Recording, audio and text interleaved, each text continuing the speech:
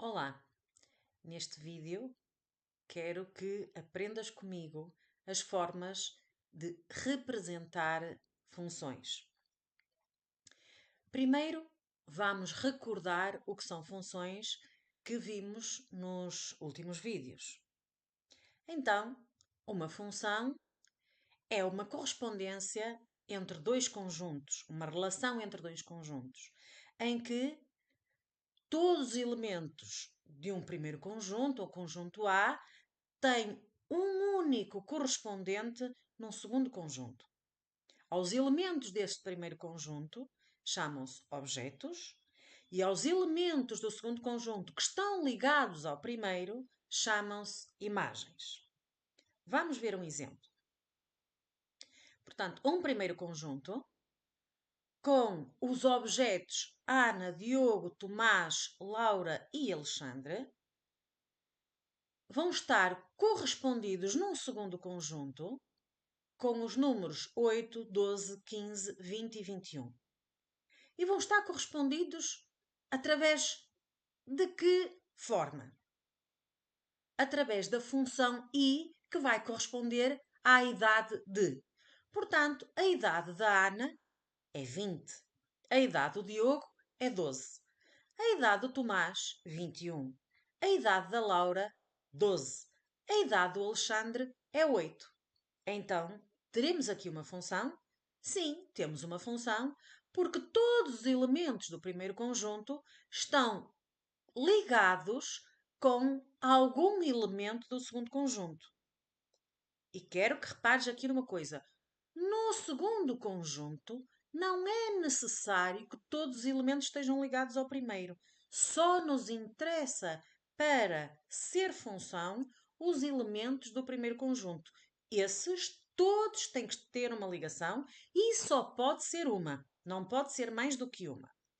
Então, aos elementos que formam o primeiro conjunto, nós dizemos que temos aqui o domínio da função, representamos pela letra D maiúscula, com o nome, que neste caso dei o nome de I à função, e como conjunto em matemática se representa dentro de chavetas, então é o conjunto da Ana, do Diogo, do Tomás, da Laura e do Alexandre.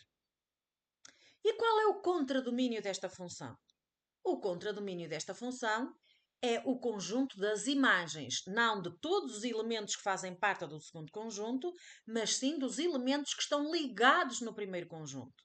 E então representamos por D' da função, que neste caso é I, e portanto é o conjunto formado pelos elementos 8, 12, 20 e 21. Temos então assim definida e recordada a noção de função. Vamos então ver como é que podemos representar funções. Não é só por diagramas de setas como apresentei aqui neste exemplo e nos vídeos anteriores. Há outras formas. Claro que a primeira que te vou falar é o diagrama de setas, que é aquele com que para já estamos mais familiarizados. Há também a forma de tabela. Podemos também representar uma função por expressão algébrica e também pelo gráfico cartesiano. E são estas as 4 formas que nós vamos estudar para a representação de uma função. Como te dizia, a primeira forma é então o diagrama de setas. Temos que ter dois conjuntos, um primeiro conjunto e um segundo conjunto, e uma correspondência entre eles, que neste caso eu vou chamar f, que é a minha função. E como é que eles vão estar correspondidos? Vamos fazer setas, por isso é que se chama um diagrama de setas, entre os elementos do primeiro conjunto e do segundo conjunto, não esquecendo que só pode ser uma seta para cada elemento e todos que têm que ter uma seta. Portanto, todos os elementos do domínio têm que ter uma e uma só correspondência no contradomínio. Então vamos lá definir esta função. O menos 1 liga ao menos 2, o 0 liga ao 0, o 1 liga ao 2 e o 2 liga ao 4. E tenho assim a função f definida por um diagrama de setas. A partir do momento que eu tenho todos os elementos do domínio e os respectivos correspondentes do contradomínio, eu tenho a função definida. Esta é uma forma fácil de nós representarmos função e também fácil do ponto de vista visual, porque nos permite logo ver imediatamente quais são os objetos e quais são as imagens. No entanto, é pouco prática porque se eu tiver um grande número de elementos no domínio, vou ter que ter diagramas enormes para representar essa função e não se torna muito execuível. Temos ainda uma outra forma de representar funções, como já vimos, que é o diagrama de setas. Peço desculpa, a tabela. O diagrama de setas foi o que estivemos a ver. A tabela. E a tabela, tal como o nome indica, é uma tabela em que ela pode estar na horizontal e na vertical e, por norma, como no exemplo que está na horizontal, a linha de cima representa os objetos e a linha de baixo representa as imagens. Portanto, a linha de cima, como já sabemos, os objetos podemos representar por x e as imagens por f de x, se for o nome da função, e estamos a trabalhar com a função que eu defini no diagrama de setas por f, portanto, por f de x ou y. Se estiver na vertical, por norma, a primeira coluna são os objetos e a segunda as imagens. Isto tudo por norma. Temos sempre que ver e ler como é que ela está definida para cada tipo de exercício. Portanto, a leitura do exercício, do enunciado, da situação-problema são importantes para nós percebermos em cada situação em concreto.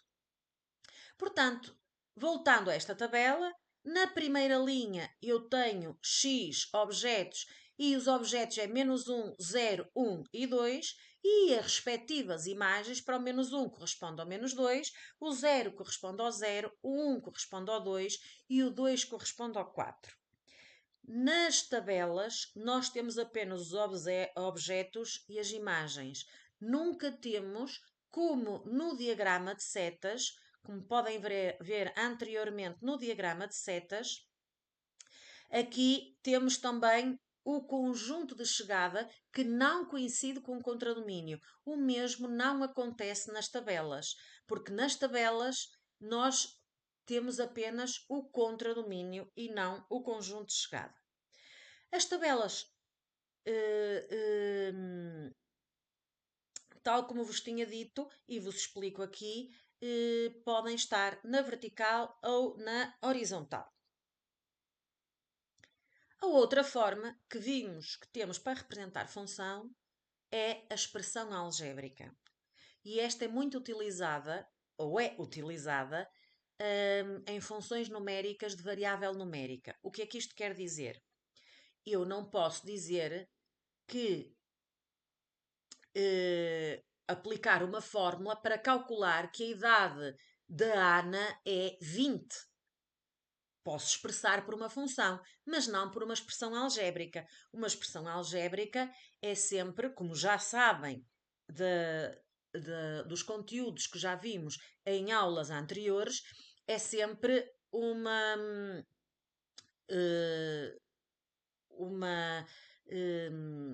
multiplicação, adição, subtração ou divisão entre números e letras ou entre números. E eu não consigo fazer uma multiplicação, uma adição, uma subtração, uma operação matemática entre um nome e um número. Não é possível. Portanto, só é possível entre números. Daí ser a expressão algébrica ser válida para expressões numéricas de variável numérica. A variável também tem que ser número. E é o caso desta função f de x, que é igual a 2x. E como é que eu aqui sei quais são os valores do domínio e do contradomínio? No domínio têm que ser definidos de alguma forma, ou no enunciado, ou o professor diz, ou na situação do problema, nós sabemos quais são os elementos do domínio. E depois permite uma expressão algébrica calcular o contradomínio. Então, como é que fazemos? Para cada elemento do domínio, que será para cada objeto, substituindo na expressão algébrica o objeto x, portanto, onde está x deixa de estar x e para o primeiro objeto passa a estar menos 1. 2 vezes menos 1, fazendo o cálculo matemático, dá menos 2. 2 vezes 0 dá 0. 2 vezes 1 dá 2, 2 vezes 2 dá 4 e obtemos assim o conjunto das imagens, portanto, menos 1 corresponde a menos 2, 0 corresponde a 0, 1 corresponde a 2 e 2 corresponde a 4. Obtemos assim o contradomínio da função. E podíamos fazer a partir daqui a tabela ou o diagrama de setas. Chamo a atenção aqui que a partir de uma das formas de representar função, pode ser ela expressão algébrica, tabela, diagrama de setas ou a que vamos ver no gráfico cartesiano a seguir, podemos sempre representar de qualquer uma das outras formas. Aqui temos a expressão algébrica. Era fácil depois construirmos, depois de terminarmos o contradomínio e construirmos quer o diagrama de setas, quer a tabela, assim como o referencial, o gráfico cartesiano. Vamos então. A expressão algébrica pode ser utilizada para funções numéricas de variável numérica, como eu vos dizia, e não se pode utilizar uma expressão algébrica para fazer corresponder o nome de uma pessoa à sua idade, tal como vos explicava. Apesar desta restrição, é o método que permite englobar o maior número de objetos. Claro, eu aqui posso fazê-lo para qualquer objeto, para qualquer número, pode ele ser 0, pode ele ser 1 milhão. Já representar os números até 1 milhão numa tabela ou num diagrama de setas não se torna tão fácil. Vamos então à última forma que vamos estudar agora, que é o gráfico cartesiano. Ora, podemos perceber pela forma anterior que ao objeto menos 1 correspondia o menos 2. Nós estamos a utilizar sempre a mesma função representada de formas diferentes. Recorde. Ao objeto 0 correspondia a imagem 0. Ao objeto 1 correspondia a imagem 2. E ao objeto 2 correspondia a imagem 4. Portanto, conseguimos formar pares ordenados. E como já sabemos, pelos conteúdos anteriores, os pares ordenados podem ser representados no referencial cartesiano, que é o que vamos fazer agora. E vamos obter pontos representados no referencial cartesiano. Menos 1 com y menos 2, o 0, 0, o 1 de abscissa, o 2 de ordenada, portanto, abscissa, objeto, ordenada, a imagem, o ponto 2 de abscissa, objeto, 4 de ordenada ou imagem. E temos assim os pontos desta função representados. Depois também, conforme o exercício ou o contexto do problema, podemos ou não unir estes pontos através de uma reta ou um segmento de reta, mas isso apenas com o contexto do problema. No gráfico cartesiano são desenhados os dois eixos, como se devem recordar, e, portanto, por norma, não é obrigatório. O eixo do x é o que está na horizontal e o eixo dos y é o que está na vertical. Sendo que o eixo do x é o eixo dos objetos, onde representamos os objetos da função, e o eixo dos y, onde representamos as imagens correspondentes a cada um dos objetos. E também é uma forma fácil e visualmente de verificarmos como é que se comporta a função. Temos então assim analisadas as 4 formas de representar uma função. Recordo que a partir de qualquer uma delas podemos representar todas as outras. Através do diagrama de setas, eu posso ler os objetos e as respectivas imagens, que posso representar numa tabela. posso ver como é que elas se comportam e escrever a sua expressão algébrica, ou ler os pares ordenados que podemos retirar de qualquer uma destas situações e representá-los no referencial cartesiano. E termos assim uma função representada das quatro formas.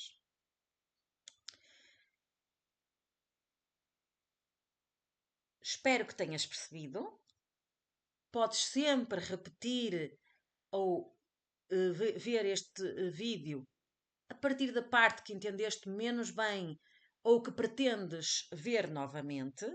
Alguma dúvida, já sabes, é sempre colocar à professora e procura os próximos vídeos para te tornares um craque na matemática. Bom trabalho!